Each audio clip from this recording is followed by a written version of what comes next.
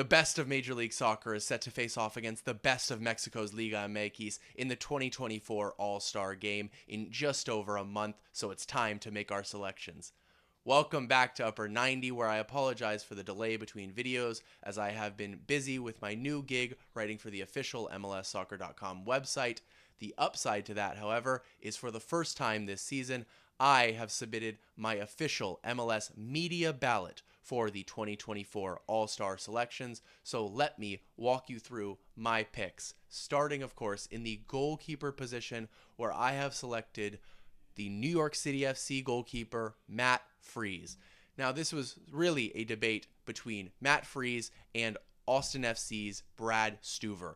Both have been fantastic in the first half of this season. Stuver has certainly made more saves, but that is also because he faces more shots. But Freese, in fact, has the better save percentage, and here on Upper 90, those of you who watch know that goals prevented is the golden stat that we use to look at goalkeepers, and while the Opta model for some reason thinks that Stuver has only conceded 21 goals this year, when he's actually conceded 25, FOTMob and SofaScore models predict Freese to have prevented about 6 goals to Stuver's 5, and as that suggests, Matt Freese gets the narrow All-Star starter nomination from me. Into our defenders, starting on the left side of the back line, my left back is going to be the legend, Jordi Alba from Inter Miami. Now, there are, of course, many good choices in this position. Luca Orellano from Cincinnati, John Tolkien in New York, or Alex Catranis in Salt Lake City. But to me, Alba has undoubtedly been the best of the lot. He has 2 goals and 4 assists this season. And does he defend as much as others? No, but he doesn't have to, and that is the luxury of playing in a back 5. And it just makes me think back, if you remember when the Barcelona boys migrated to Miami, before the papers were even signed for Jordi Alba, who was one of the later arrivals to come to Miami, he was already in the gym, dedicated and working to win for Miami. The continued dedication at the end of an incredible and storied career like that is what leads to his first MLS All-Star selection this year, in my opinion. Into the center back positions, and Cincinnati absolutely deserves a selection here, so I have gone for the center back Miles Robinson over his center back partner Matt Miazga, but if you choose Miazga first, no complaints from me. I just think one of them has to get in. They're very similar players. They're both very good. Defensive actions are high. Miles Robinson is a little more of the tackle and intercept type of guy. Matt Miazga is more of the recovery and clearance type of guy, partly due to their back 3 and Miles Robinson playing on the outside of that, whereas Matt Miazga is playing on the inside of that. But Miles Robinson has a much higher tackle win rate and a slightly better pass completion percentage as well. Plus, he scored a goal this season, so I give him the nod over Matt Miazga. Next to Miles Robinson, I have gone for Charlotte FC's Adilson Malanda. And this is an interesting one because his stats may not jump off the page, but he jumps off the pitch, literally and figuratively, because he is dominant in the air. His long ball passing is second to none in this league, and defensively, he's been great. They kept 5 consecutive clean sheets in Charlotte in May, and he's become a huge leader in Charlotte as well at only 22 years old, recognized by his actual captain, Ashley Westwood, who is one of the more experienced and guys in the entire league throughout his career. In my eyes, one of the better leaders, and to get that recognition for Malanda tells you the type of leader he has become within that locker room. So he not only has the ability to become a Premier League player one day, but has ambitions with the French national team. So all of that is realistic as well. His manager, Dean Smith, says he can play in the Premier League. Of course, Dean Smith managed in the Premier League, so he would know. Oh, and one more thing. Malanda hasn't even been booked all season as a center back. That is impressive. Into the last defender, the right back position, I have gone for DC United's Aaron Herrera. And when DC traded Ruan for Herrera in the offseason, I thought Orlando had surely ripped them off for the fastest defender in MLS, but it turns out this move has been better for DC. Herrera has been a key piece to DC, both in attack and defense this season. He has 6 assists. Half of those are primary assists, half of those are secondary assists. Of course, it helps to have Benteke up there heading in the goals for you, but it's not a new thing for Herrera, who led MLS in defenders with assists back in 2021 with 11 for Real Salt Lake. So he's a guy who has had ups and downs in his career, but he keeps working, and it has paid off in what, in my opinion, will undoubtedly be his first MLS All-Star selection. So congratulations to him. Into the defensive midfielder position, and I have gone for Real Salt Lake's Emeka Eneli. And if you're a normal person, you might be saying, who is Emeka Eneli? If you're an MLS sicko like me, however, you know that this is absolutely the right pick. For those of you who don't know, Emeka Eneli is a 24-year-old right back turned defensive midfielder who is bossing the midfield for RSL and is the secret factor to their top of the West form this season.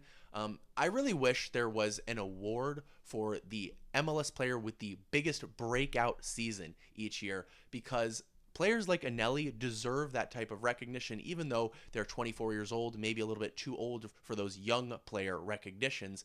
And if that award did exist, he would already have it locked up. So there's no player that I'm rooting for more to get an all-star selection this season than Emeka Eneli. He has been utterly fantastic. Into the 2 attacking midfielder positions then, because that is how MLS sets it up. And the first I have gone for is LA Galaxy's Riqui Puig. And I'm sorry to Minnesota United's Robin Lod, but this is not just about goal contributions. Robin Lod, of course, has 5 goals, 8 primary assists, and 2 secondary assists, just edging out Riqui Puig, who has 6 goals, 5 primary assists, and 3 secondary assists. But again, this is more than those goal contributions. Riqui Puig has played 50% more minutes this season than Robin Lod. He has a nearly 90% pass completion percentage, where Lod is under 80%. And it's really about the attention that is paid to Riqui Puig, very well told by the fact that he is the most fouled player in the league, with 47 fouls suffered this season. That is really impressive. Robin Lod is only on 6. So that just tells you the type of attention paid to Puig. Robin Lod is a creator that drives Minnesota United, but Riqui Puig is the heartbeat of the LA Galaxy and had to be in my starting lineup. And the other attacking midfielder, I think you might have guessed, is the reigning MVP Luciano Acosta from FC Cincinnati. And as we get into these attacking positions, these picks actually get a little bit easier. Acosta has 7 goals, 9 primary assists, and a secondary assists. There's no denying his spot in this MLS All-Star team. The reigning MVP is continuing his tear in MLS.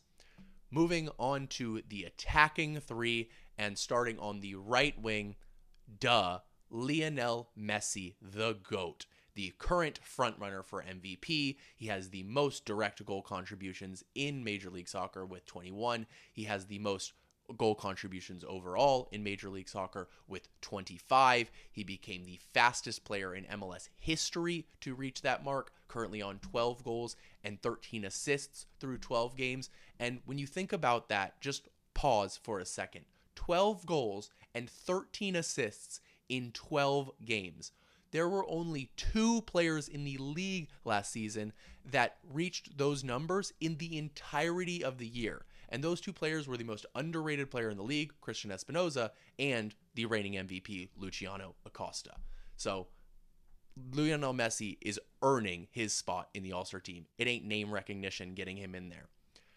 Into the left wing opposite the GOAT will be the reigning Golden Boot winner in MLS, Denny Bouanga of LAFC. And he did get off to a slow start this season, but he is back.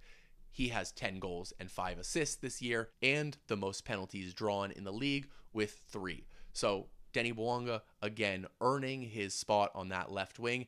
And let me tell you, when Olivier Giroud gets to LAFC and joins Bouanga, that might be the scariest front 3 in all of MLS. Watch out. The last and final position in my MLS All-Star team at the number 9, no question about it, Chicho Arango of Real Salt Lake. He is the current Golden Boot leader on 16 goals. Yes, 16 goals.